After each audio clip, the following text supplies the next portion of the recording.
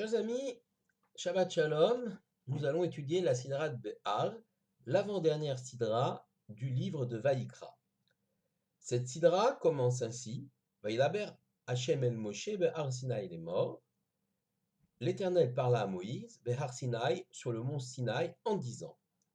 Deuxième verset: Daber el Bene Israël, parle aux enfants d'Israël, Ve'amarta alehem, et tu leur diras, Ki tavou el haaretz asher ani noten lachem. Lorsque vous viendrez sur la terre que je vous donne, Veshafta Haaretz Shabbat Lashem, la terre se reposera, un repos, un Shabbat pour l'Éternel. Sheshanim Tizra Sadecha, 6 années tu ensemenceras ton champ, Vesheshanim, et 6 années, Tizmor Karmecha, tu tailleras ta vigne, Veasafta et Tevuata, et tu engrangeras sa récolte. Ou Beshana Shevit, mais la 7e année, Shabbat Shabbaton Yelaharetz, il y aura un repos complet pour la terre, Shabbat Lachem, un Shabbat pour Hachem, Sadecha Lotizra, ton champ tu n'ensemenceras pas, Vekarmecha Lotizmor, et la vigne tu ne tailleras pas. Et Sefiar Ketzirecha, le produit spontané de la moisson, Lotixor, tu ne couperas pas, Veinve Nezirecha, Lotivtsor, et les vignes tu ne vendangeras pas, Shenat Shabbaton Yelaretz, ça sera donc un Shabbat de repos pour la terre. Effectivement, la Sidra Behar est consacrée aux règles de l'année de la Shemitah. Nous sommes d'ailleurs une année de Shemitah en ce moment, l'année 5782. Alors, disons d'emblée que la Shemitah est une règle agricole qui se pratique que sur la terre d'Israël, ne se pratique pas en dehors.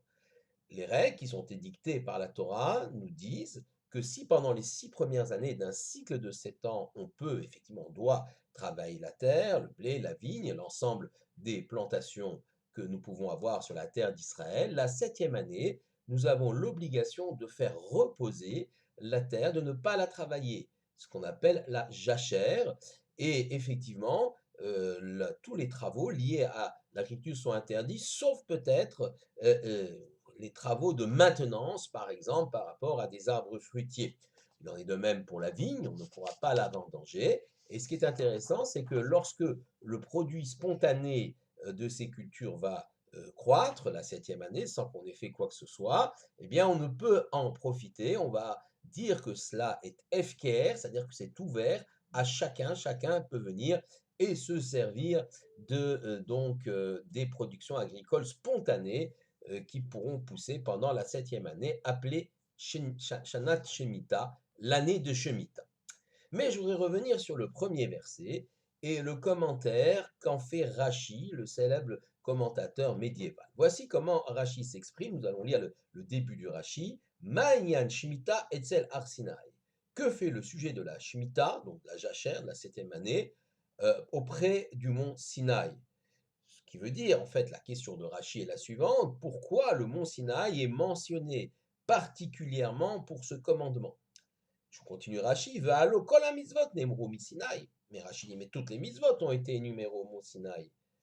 Et là, mais, c'est pour nous enseigner, dit Rashi, Ma Shemitah ne'emru klalotea ou pratotea ve'digdukea mi-Sinaï. De la même façon que la Shemitah, eh bien, ont été mentionnés ses principes généraux, ses principes particuliers et tous ces détails depuis le mont Sinaï, au mont Sinaï, Afkulan, eh bien, tous, c'est-à-dire tous les autres commandements, Ne'emru klaloteen, leurs principes généraux ont été dits, ainsi que Dikdukehem et leurs détails, mi-Sinaï, depuis le Sinaï, car Shenouya Betorat Kohanim, ainsi c'est enseigné dans un livre qui s'appelle Torat Kohanim, c'est-à-dire le Midrash consacré au livre donc de Vaïkra. Rashi propose une réponse qui est la suivante.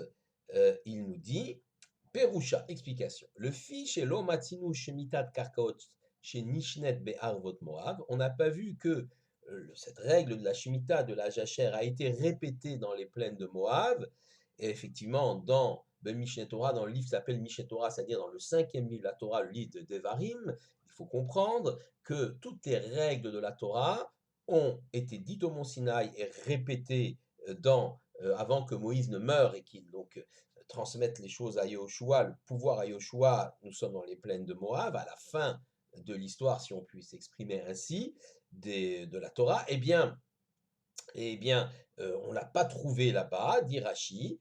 Donc, va katuv limed kan al kol davar shenidbar le Moshe.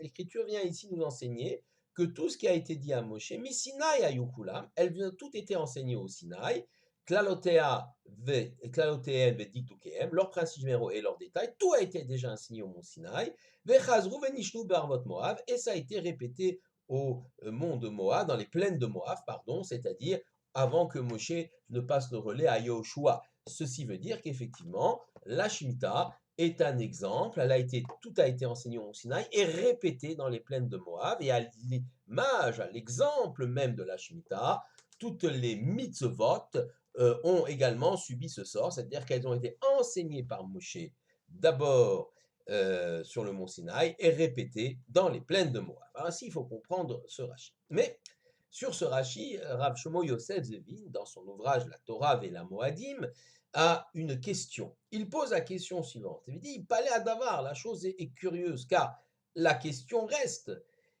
La question de Rashi était forte. Pourquoi citer la Shemitah et dire que cette Shemitah a été dite au mont Sinaï? Et la réponse est de dire, oui, c'est un exemple pour l'ensemble des mitzvot, c'est de dire que de la même façon que la Shemitah a été dite au mont Sinaï, eh bien, toutes les mitzvot ont été dites au mont Sinaï, de la même façon que la Shemitah a été répétée dans les plaines de Moab, toutes les mitzvot ont été répétées dans les plaines de Moab, donc la Shemitah, la loi de la jachère, est donc un exemple pour toutes les mitzvot. Mais, dit le Rav Shlomo Yosef Zevin, tout ça est très bien, nous comprenons. Mais pourquoi alors avoir choisi cette mitzvah en particulier, la mitzvah de la Shemitah, comme exemple pour toutes les mitzvot et dire que toutes les mitzvot ont été dites au mont Sinaï? On aurait pu choisir une mitzvah différente, peut-être plus emblématique, ou une mitzvah qui se pratique partout, même en dehors de la terre d'Israël. Pourquoi avoir choisi d'Afka, comme dit le Rav Zevin, particulièrement cette mitzvah de Shemitah? Qu'a-t-elle de si particulier, cette mitzvah de Shemitah, pour qu'elle puisse être utilisée et prise en exemple pour dire celle-ci a été dite au mont Sinaï, toutes les autres aussi, à leur exemple de la Shemitah, ont été dites au mont Sinaï? Eh bien, pour répondre à cette question, il faut bien chercher et comprendre que la Shemitah a quelque chose effectivement de particulier. Il faut savoir que la Torah et les mitzvot donnent alors à l'homme, lui indiquent un chemin de rectitude, et essaie donc de faire de la vie d'un homme quelque chose de juste et de droit dans trois domaines. Ben Adam la Makom, dans le rapport que l'homme a avec son créateur, avec Dieu. Ben Adam le Chavero, entre le rapport qu'un homme a avec son prochain. Ou Ben Adam le Atzmo, ou entre un homme et lui-même, par rapport à lui-même. Et effectivement, lorsque dans la Mishnah Perek Aleph des Pirkei Avot, on nous dit donc Al Shlosha Dvarim Haolam Omed, le monde repose sur trois fondamentaux, trois piliers, à la Torah, à la Avoda, à Gemilut Chasadim, sur la Torah, sur la Avoda et sur la bienfaisance. Eh bien, ici, ce Pirkei Avot nous renvoie à ces trois kivunim, comme on dit en hébreu, ces trois chemins, ces trois directions sur lequel l'homme doit faire un effort particulier grâce à l'étude de la Torah, entre l'homme et le Créateur, entre l'homme et son prochain, entre l'homme et lui-même.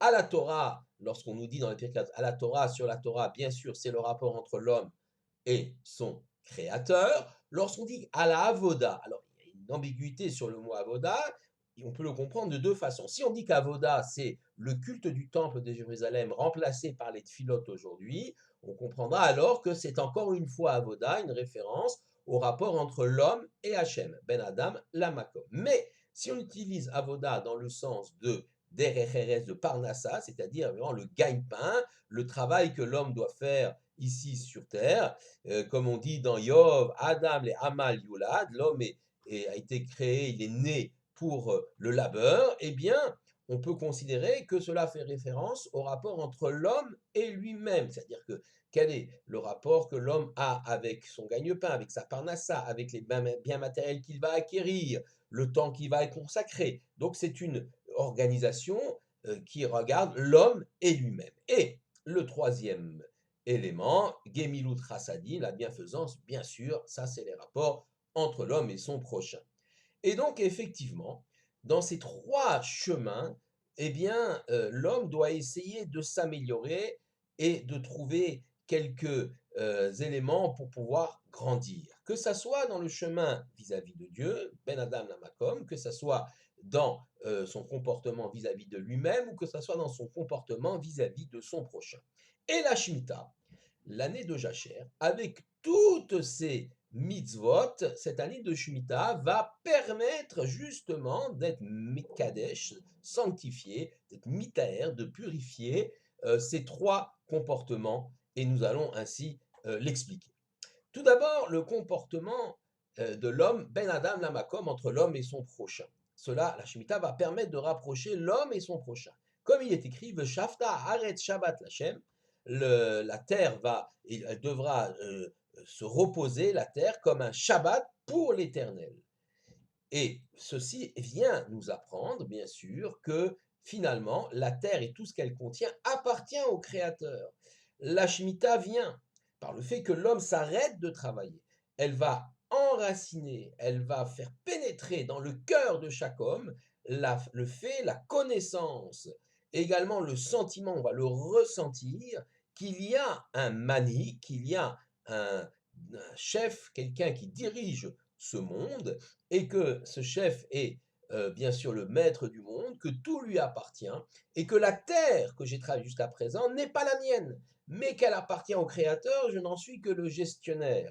Si je prends conscience de cela, bien évidemment, mon rapport vis-à-vis du Créateur va changer, un rapport de reconnaissance, de akaratatov, comme on dit, de reconnaître le bienfait que le Créateur me fait en me donnant en gestion cette terre qui me permet de me nourrir et de nourrir les autres. Également, on aura la conscience que cette terre lui appartient et la conscience, évidemment, qu'il y a un patron dans ce monde. Donc ça, c'est le premier élément.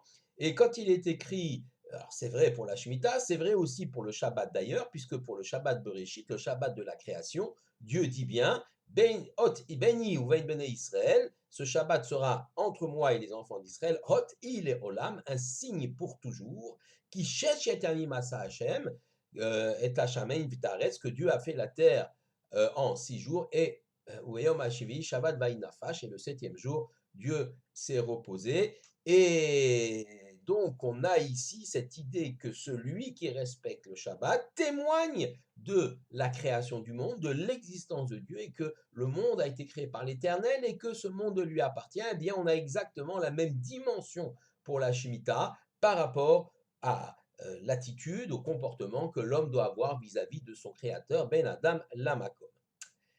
Deuxième point, Ben Adam Leatzmo, c'est-à-dire entre l'homme et lui-même par rapport à son rapport vis-à-vis du travail, vis-à-vis de la terre. Il est marqué Shesh Shanim, Tizra Sadecha, 6 années tu ensemenceras ton champ, Shesh Shanim Tizmor Kamecha, et 6 années, tu vendangeras ta vigne, Ve'asafta et Tevuata, et tu pourras alors rassembler, engranger toute ta récolte. C'est ça la avoda, le travail, le labeur dont parle effectivement le verset. Avoda, ben adam latzmo, entre l'homme et lui-même. En effet, la Shemitah, un peu plus loin, va être annoncée, va être Shabbat, Aretz, Lachem, le le Shabbat de la terre sera pour vous, pour consommer, Lecha ou lavdecha, matecha, visrecha, vetoshavecha, pour toi, ton serviteur, ta servante, ton salarié et la personne qui habite auprès de toi. En d'autres termes, le rapport que l'homme a vis-à-vis de ses biens matériels et vis-à-vis du travail qu'il accomplit, il doit y réfléchir et bien savoir que à un moment donné, il doit être capable de se détacher et de dire que, eh bien, il ne possède pas cette terre véritablement, elle appartient à Dieu. Il doit également comprendre que le travail doit s'arrêter, la recherche du gain matériel doit marquer une pause.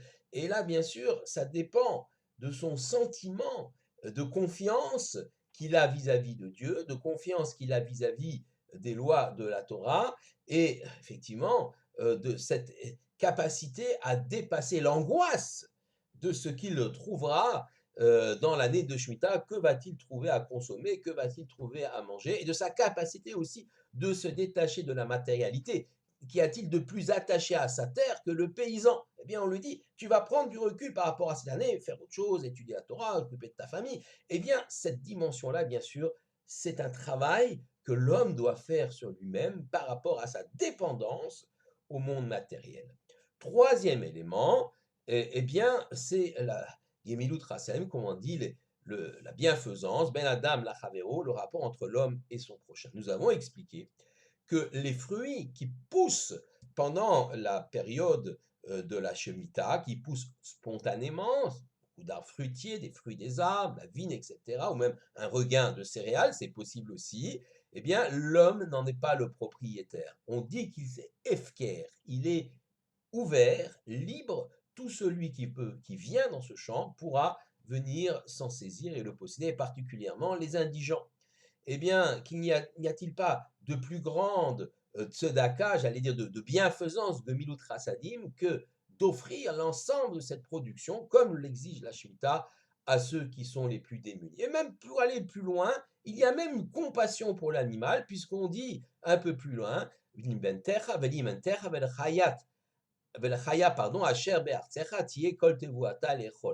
la bête, l'animal domestique, l'animal sauvage qui sont dans ta terre auront aussi la capacité de venir se servir et de manger donc cette récolte. Il y a même une compassion vis-à-vis de l'animal, montrant bien finalement que l'animal est bien pris en considération. Il y a même un issour, un interdit d'empêcher, donc il est interdit d'empêcher un animal domestique ou sauvage de venir manger les fruits qui sont efker, qui sont ouverts à tous, qui peuvent être donnés à tous, donc dans l'année de Shemitah, donc une compassion pour l'animal. Et bien évidemment, on comprend bien pourquoi aujourd'hui, maintenant, la Shemitah a été choisie dans le texte de la Torah comme exemple pour toutes les mitzvot, car cette Shemitah symbolise toutes les mitzvot. La Torah veut que l'homme s'améliore sur 3 points de vue, du point de vue du rapport vis-à-vis de Dieu, du rapport vis-à-vis de lui-même et du rapport vis-à-vis d'autrui. La Shemitah lui permet de réaliser ces 3 éléments, de s'améliorer, et c'est pourquoi la Torah a choisi dans cette Sidra Behar la Shemitah comme mitzvah emblématique et symbolique de toutes les mitzvot, ma Shemitah mi Sinaï, de la même façon que la Shemitah a été dite au mont Sinaï, Afkulan et toutes les mitzvot de la même façon ont été dites au mont Sinaï. Shabbat Shalom à tous.